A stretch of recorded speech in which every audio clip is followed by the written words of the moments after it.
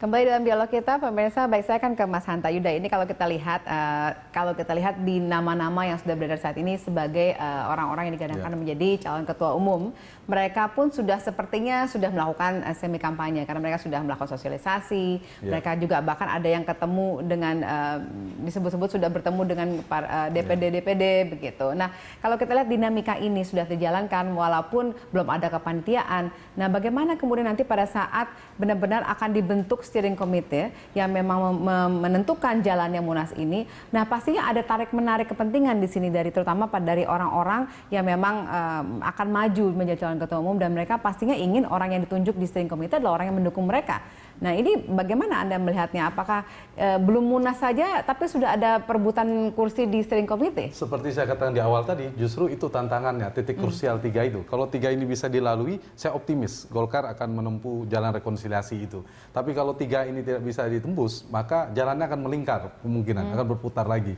Nah, karena itu harus cari kepanitiaan yang kalau bisa tidak netral atau yang paling tidak bisa lebih objektif satu, atau pilihannya komposisinya yang hampir sama dari setiap kelompok. Orang figur-figur kayak Pak Hajrianto, kalau beliau kan calon ketua umum, Pak Hajrianto bisa menjadi salah satu SC misalnya, senior di Golkar. Itu bisa menyuarakan untuk berpikir untuk masa depan Golkar. Ini yang menurut saya yang harus dipikirkan Golkar, berangkat dari sana. Kalau itu selesai, nanti tinggal bertarung. Kalau soal bertarung, saya tidak punya ekspektasi misalnya bahwa 2 kubu akan bergabung, tidak juga. Itu bukan tradisi Golkar. Tradisi Golkar itu yang kalah memang jarang mengakomodir, yang menang mengakomodir yang kalah itu jarang. Pilihannya gerbong yang kalah itu bikin partai atau dia keluar sekalian. Pak JK ketika di Bali mengalahkan Pak Akbar Tanjung pada saat itu dapat take off, ambil doktor dan tidak bergabung sama sekali.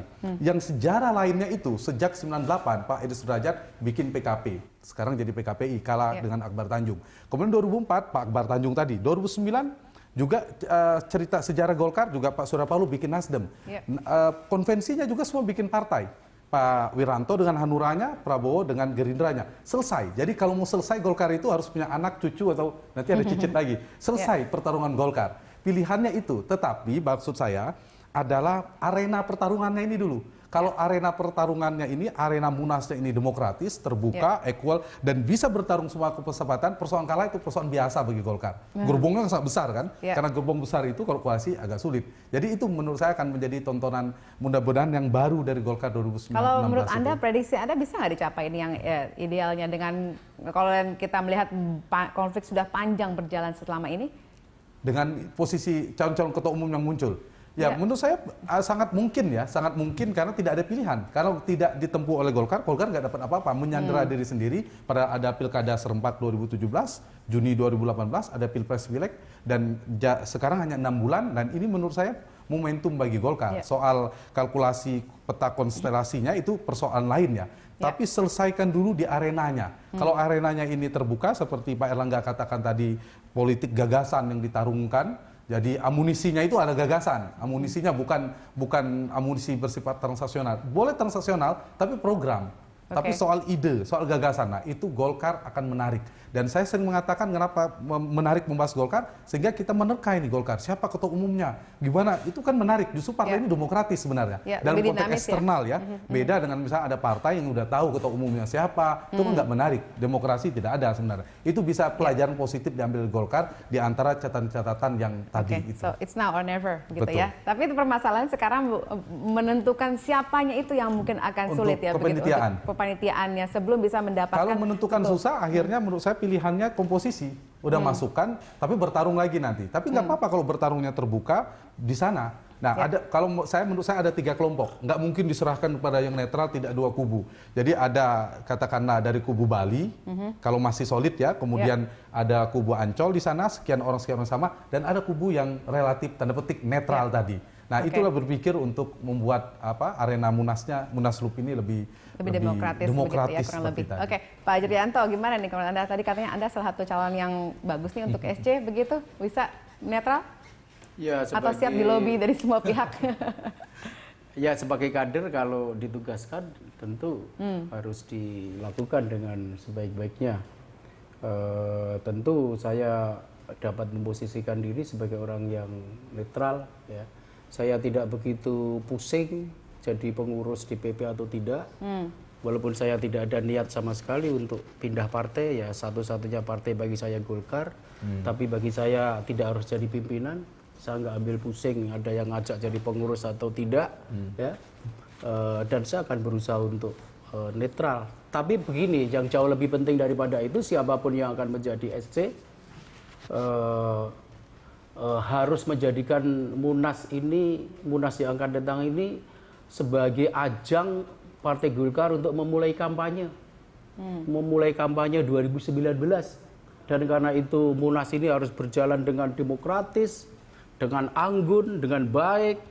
Tunjukkan Golkar itu partai yang besar dan partai yang tua. Demokratis. Sebagai partai yang sangat Indonesia. Golkar ini kan partai yang sangat Indonesia. Tunjukkan itu.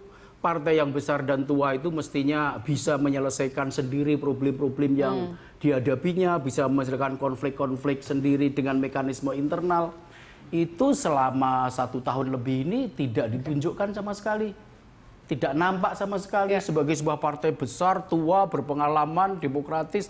Nah, momentum Munas ini harus benar-benar digunakan sebagai ajang Partai Golkar itu merecovery citra, opini di tengah publik.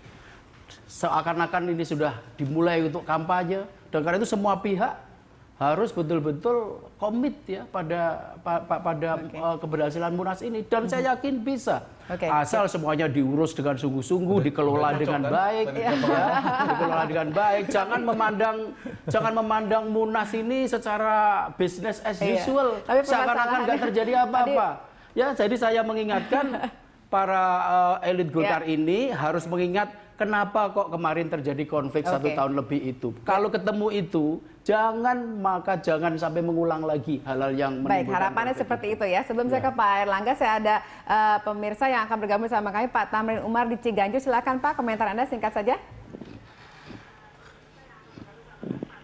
Halo? Ya, silakan Pak Tamrin. Iya ya.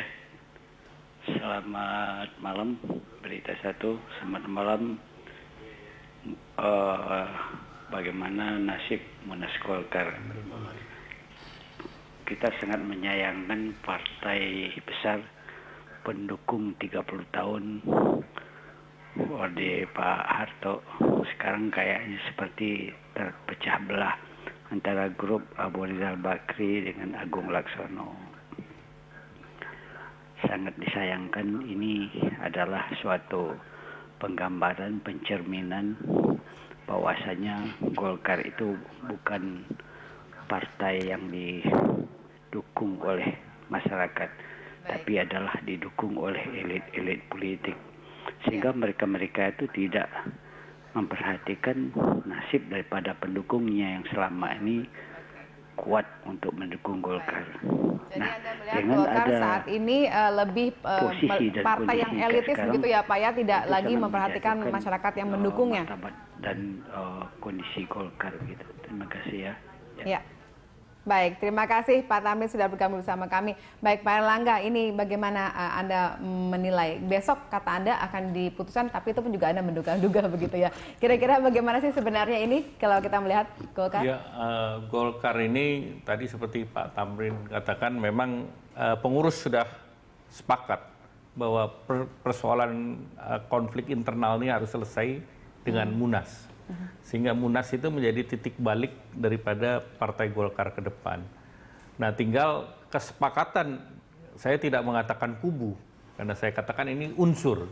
Unsur itu merupakan bagian dari satu kesatuan. Sehingga dengan putus kembali ke Munas Riau, maka sudah tidak ada kubu-kubuan, yang ada unsur-unsur. Nah, kalau unsur itu pada saat penentuan, itu berdasarkan tugas yang dibebankan kepada masing-masing katakanlah pengurus DPP, apakah itu tugasnya bidang organisasi, apakah itu sesuai dengan pembidangan.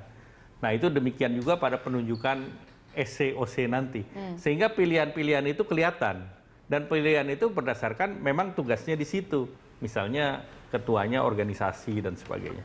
Nah, ini nanti kita coba dudukan seperti itu. Nah, kalau itu prioritas pertama itu belum ada kesepakatan, ya tentu masing-masing bisa mengusulkan untuk diputuskan. Oke. Nah itu dari segi soft-nya, dan kita mengharapkan bahwa ini bisa soft, tetapi yang membuat soft itu juga rule of the game-nya, aturannya. Yang paling krusial adalah kepesertaan. Ya. Karena kepesertaan ini yang akan menunjukkan Golkar mampu menyelesaikan persoalan.